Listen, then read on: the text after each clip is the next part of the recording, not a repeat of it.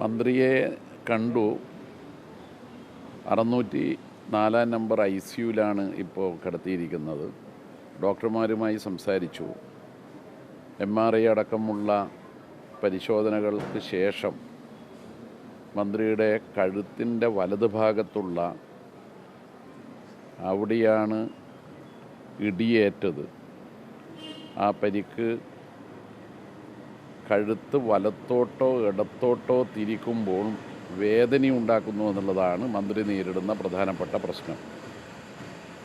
കഴുത്തിന് നേരെയാണ് ഇടിയുണ്ടായത്. അതുകൊണ്ട് തന്നെ അത് വലിയ തോതിൽ ശരീരത്തെ ആകെ ബാധിച്ചിട്ടുണ്ട്. സാധാരണഗതിയിൽ ഇത്തരത്തിൽ ഒരു വനിതാ മന്ത്രിക്ക് നേരെയുള്ള അക്രമം ആരും പ്രതീക്ഷിക്കുന്നില്ല. ഇത് പ്രതിഷേധമല്ല, കൊല ചെയ്യാനുള്ള നീക്കമാണ്. നേരത്തെ മന്ത്രി മരണപ്പെട്ടു എന്ന സന്ദേശം നാടിന് നൽകിക്കൊണ്ടാണ് റീത്ത് വെച്ചത്. റീത്ത് വെച്ചതിനെ അന്നത്തെ പ്രതിപക്ഷ നേതാവും മുൻ പ്രതിപക്ഷ നേതാവും കോൺഗ്രസ് അംഗീകരിക്കാത്തതാണെന്ന് പറഞ്ഞു. അന്ന് ആ ക്രിമിനലുകളുടെ പേരിൽ നടപടി എടുത്തിരുന്നുവെങ്കിൽ ഇപ്പോൾ മന്ത്രിക്കെതിരായ വധശ്രമം നടക്കുമായിരുന്നില്ല. പ്രതിപക്ഷ നേതാവ് ഇപ്പോൾ അതിനെ ന്യായീകരിക്കുന്നത് KSU പ്രവർത്തകന്മാർ എന്ന് പറയാമോ എന്ന് എനിക്കറിയില്ല, മന്ത്രിയുടെ അടുത്തുപോലും എത്തിയിട്ടില്ലെന്നാണ്. ഞാനിവിടെ കാണിക്കുന്ന ഒരു വിഷ്വലുണ്ട്. വിഷ്വൽ കണ്ടാൽ മനസ്സിലാവുമെന്നാണ് തോന്നുന്നത്. ആ വിഷ്വൽ കാണുന്നത് കറുത്ത തുണി മന്ത്രിയുടെ കഴുത്തിന് വലതുഭാഗത്തുള്ള കഴുത്തിന് നേരെയാണ്. ഈ വിഷ്വൽ ഇപ്പോൾ അധികം പുറത്തു വന്നതെന്ന് തോന്നുന്നില്ല.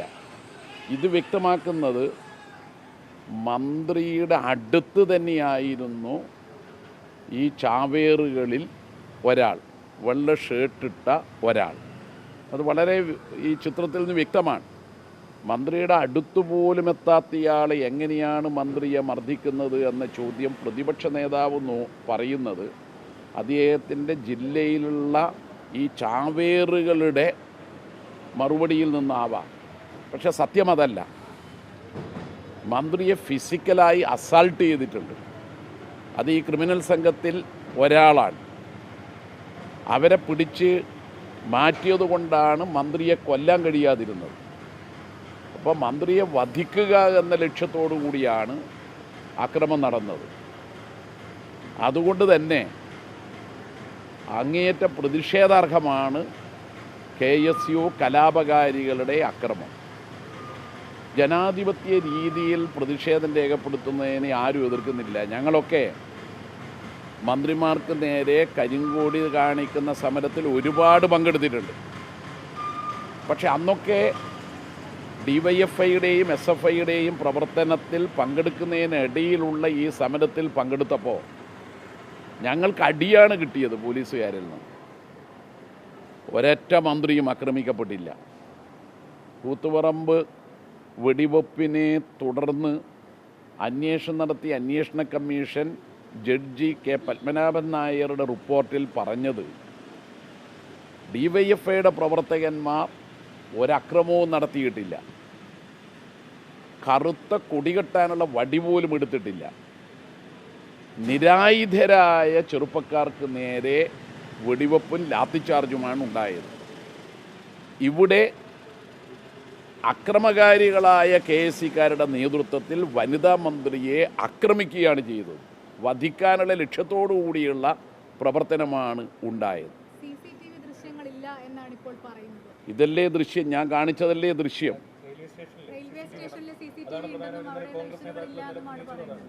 കോൺഗ്രസ് നേതാക്കളോട് ദൃശ്യമാണ് വേണ്ടതെങ്കിൽ ഞാൻ മന്ത്രിയുടെ വലതുഭാഗത്ത് കഴുത്തിന് നേരെ കറുത്ത തുണി എടുത്തുകൊണ്ട് വരുന്ന ആ വിഷ്വലുണ്ടല്ലോ, മന്ത്രിയുടെ കഴുത്ത് വലതുഭാഗത്തെ കഴുത്താണ്, അതാണ് കാണുന്നത് ഈ വിഷ്വലിൽ. വിഷ്വൽ ആരെടുത്തു എന്നുള്ളതല്ല. ഒരു കാര്യം വ്യക്തമാണ്, ഈ ചാവേറുകൾ KSU അക്രമകാരികളായ ചാവേറുകൾ ഒരു ടീം മന്ത്രി ഇറങ്ങുമ്പോൾ തന്നെ എൻട്രൻസിൽ വെച്ച് ആക്രമിക്കാനുള്ള പദ്ധതി തയ്യാറാക്കി. മറ്റൊരു ടീം 3-ാം നമ്പർ പ്ലാറ്റ്ഫോമിലേക്ക് എല്ലാ കരുതലോടും കൂടി അവിടെ നിൽക്കുകയാണ്, ആക്രമിക്കാനുള്ള ഉദ്ദേശത്തോടു കൂടി. ഇവിടെ മന്ത്രിയെ കിട്ടിയില്ലെങ്കിൽ അവിടെ വെച്ച് ആക്രമിക്കണം. ഇനി ജില്ലയിൽ ഉടനീളം നടന്ന സംഭവങ്ങൾ നോക്ക്. ഒരു വനിതാ മന്ത്രിയോടാണല്ലോ ഈ അക്രമം. കേരളത്തിൻ്റെ ചരിത്രത്തിൽ വനിതാ മന്ത്രിക്ക് നേരെ ഇങ്ങനെയൊരു അക്രമം ആദ്യമായിട്ടാണല്ലോ. കണ്ണൂരിലെ വിവിധ പരിപാടികളിൽ പങ്കെടുക്കാൻ വരുന്നു. ഇരിക്കൂറിലെ പരിപാടിയുടെ സ്ഥലത്ത് വെച്ച് അക്രമം ഉണ്ടാവുന്നു. കണ്ണൂരിലെ പരിപാടി കഴിഞ്ഞ് ഗസ്റ്റ് ഹൗസിലേക്ക് വരുന്ന വഴിമധ്യേ അവിടെ പതിയിരുന്നവർ മന്ത്രിയുടെ വാഹനത്തിൻ്റെ കൊടി കെട്ടിയ കമ്പി ഒടിക്കുന്നു. മന്ത്രിയുടെ വണ്ടിക്ക് നേരെ ഒട്ടേറെ സന്ദർഭങ്ങളിൽ ഉണ്ടാവുന്നു. ഇനി ഒന്നും വേണ്ട, ഈ വനിതാ മന്ത്രിയെ തുടർച്ചയായി വേട്ടയാടുകയായിരുന്നു എന്നതിൻ്റെ ഏറ്റവും നല്ല ഉദാഹരണമാണ് വീടിൻ്റെ ഗേറ്റ് പൊളിച്ച് അകത്ത് കയറി അവിടെ വെച്ച റീത്ത്.